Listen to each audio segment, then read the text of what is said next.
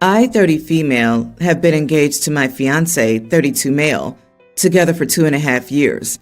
I work as a management consultant in a coveted firm, and my fiance and I met in grad school. He's in finance and we make great money. We have a good life together and are set to marry in the next 3 months. My fiance was with an ex for 9 years, but never proposed to her, so he dumped her. He was out of that relationship for a year before we started seeing each other. He was honest and told me that he had really hurt her, but the more time he spent with her, the more he realized she wasn't someone he ever really wanted as a life partner. Over time, we grew attached, and he confessed he never connected with anyone like that before. He always knew what kind of woman and lifestyle he wanted and what kind of woman would make him fall in love, and it happens to be me. And he proposed to me after 1.5 years, and we're both child-free. Some twisted part of me felt the glee, validation, and ego stroking as I got this man to commit, despite dating him for a much shorter time. According to him, his ex was also child-free, but he mentions that he doesn't think he ever really loved her and stayed with her only because of how long they had been together. When he dumped her, she was obviously a mess, as she desperately wanted to marry him and tried to get him back, but he moved on. Last week, my fiance took me as a +1 to his college reunion party, where his ex was also going to be there. It didn't bother me unless something went extremely out of line, and it did. I was feeling somewhat territorial. I made it a point to wear my engagement ring, and so did he. It looked like chatter went around, and she found out and got absolutely intoxicated. She barged into our circle and started confronting my fiance about how he had found a hotshot eye candy as his trophy wife when she should have earned that title. I kept silent, but then she turned to me and said, "Men like him marry the woman in front of them when they're ready for marriage, so good luck." I was seething but kept my calm, and in front of the people around me told her, "Oh, honey, sorry, but he didn't want you. If he wanted to propose, he would have. Next time, I hope your role is not limited to helping others refine their preferences and partners." I don't know what happened, but she started hysterically crying after hearing it. She was intoxicated, so she crashed against the table and made a complete fool out of herself. We shortly left after she was removed from the party by the host. My fiance and I felt she deserved to hear that, but now I'm starting to feel maybe it was too harsh. Am I the idiot? You are the idiot. Conceited, egotistical idiot. You won. You got the dude. She was intoxicated. And yes, she shouldn't have confronted you, but you could have been a bigger person and just walked away. But you didn't. You had to rub her nose in it and gleefully watch her lose it. And what the heck? It stroked your ego that he asked you to marry him 1.5 years in. Most polite, kind people don't need their ego stroked, but you do. Oh boy, we get it. You're the beautiful princess who got picked. Yay, you! And she's the old hag who didn't get picked. It took a 10-page dissertation to let us know you got picked. Congrats! OP, why are you so desperate to prove how superior you are? Why can't you have compassion for her? You could just as easily have been the other woman he led on for 9 years and then just moved on from. I have no respect for your fiance, a spineless little worm. Me, awesome me. OP sounds like such a delight. Darling, you do know about karma, don't you? Just give him 6.5 more years, and you'll find out. Just wait till he gets bored of you, like he got bored of her. That poor girl. Exactly. OP will spend the next 6.5 years telling everyone she got picked, but then she'll have to start all over trying to get picked again. OP, how are you in your 30s and still have this kind of high school relationship naivete, like getting married in 3 months with some mic drop? Like engagements and marriages never crash and burn. The two of you are in for an extremely harsh wake-up call somewhere down the line. Bless your hearts. 2.5 years and you believe in some sort of soulmate nonsense that'll keep either of you from improving yourselves until you destroy each other because you both already think you're the cream of the crop. Ah, yes, bless. Our family does not have anything that requires a full-size truck. We don't haul anything, we don't camp, and we don't own a trailer. We have zero reason to own a $100,000 truck, other than that my husband really wanted it. It was in our budget, and he was adamant that this is what he wanted. We have 3 kids, 2 teens, and our awesome surprise baby. Not planned, but a joy, to be sure. We never take the baby anywhere in the truck. My husband keeps it pristine. My son has a Jetta that he purchased with help from us and his grandparents. It's a reliable car, but it's not in great shape. I have a Porsche Cayenne that is our family vehicle. The back seat has the usual stains from the baby. That's life. Well, my husband recently got a promotion, and he has to go downtown twice a week now. He tried driving his truck, but it won't fit in the parking garage at his office. He had to park a block away at a surface lot where hooligans and ne'er-do-wells might harm it. He asked me if he could use my car on the days he goes into work. I said that would not be a problem. He just had to put the car seat in the truck so I could drive with the baby. Nope. He wanted me to drive our son's car and chauffeur the older kids and not touch his truck. I declined his generous offer and told him my car was off limits because I needed it for myself. So now he has to borrow our son's Jetta because his only other option is public transportation. He could afford to Uber in, but he doesn't want to do that either. He says I'm being a jerk by not letting him use my car, but I think he's being unreasonable about his truck. Not the idiot. There are 3 cars, a cheap one for the son, a family one that's needed to transport the younger children, and the one your husband chose and bought for use for himself. We have to be responsible for our choices sometimes. Why should you or the children suffer because he chose an inappropriate vehicle? He's a silly idiot who wanted his shiny big toy, can't stand the thought of anyone else touching it, and couldn't care less about practicalities like fuel consumption, cost, emissions, or being able to park the bloody thing so it could be used for work. It doesn't sound like that's your fault. So this guy bought a $100K truck and doesn't even know how to park it? Oof. Also, keeping a pickup truck pristine is one of the stupidest things I've ever heard. Sounds like he has a pavement princess. Alternative name is emotional support vehicle. It's his problem to deal with. If you can't drive his truck, he can't drive your Porsche.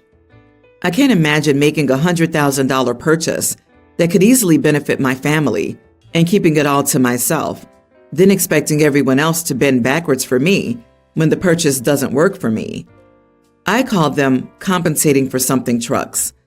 My father, too, bought a $110K plus truck as a gift for himself. My stepmother was thrilled that she could now haul hay to the barn she rode horses at. My father said no due to the mess. She was so incensed that she went out and bought the exact same truck to show him who was boss. He does what he wants with his vehicle. You do what you want with yours. I'm getting married soon, and I've decided I don't want children except for my pre-tween twins at my wedding. They mean a lot to me, and I want them to be a part of my big day. They'll be with the babysitter the entire time at the reception, so they won't be a bother to anyone. My siblings have young kids, and they were upset about my decision. They said it's unfair for me to allow my kids, but not theirs. They accused me of being selfish and said I should invite all the family's children or none. They even threatened not to attend my wedding if I didn't change my mind. I think they're being dramatic, and I believe I have the right to choose who I want at my wedding.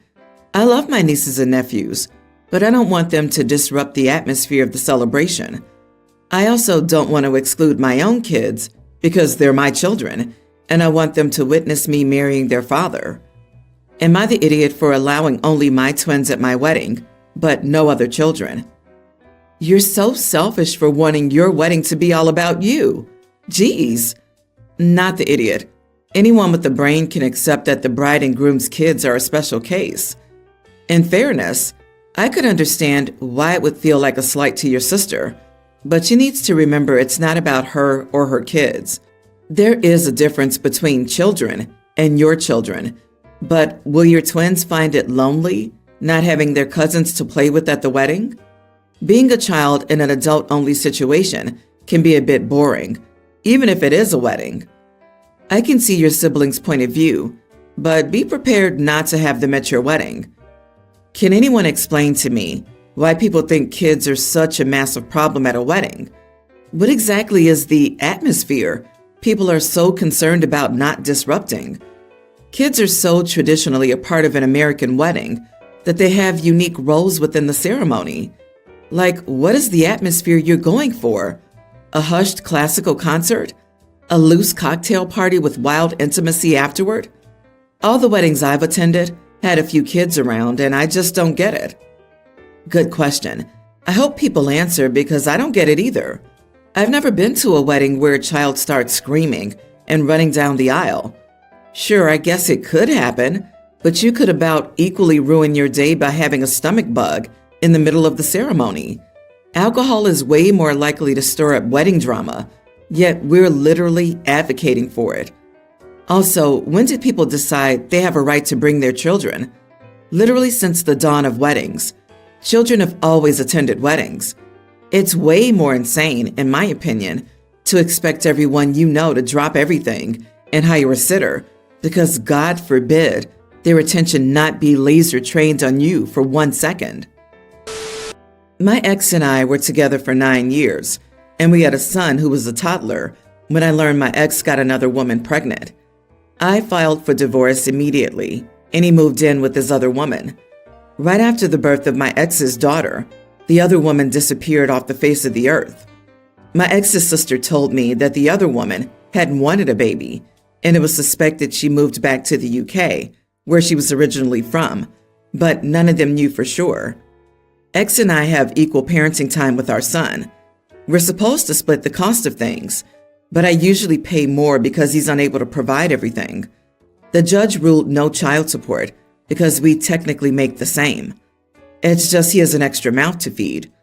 Our son is now a preteen, and my ex's daughter is a kindergartner.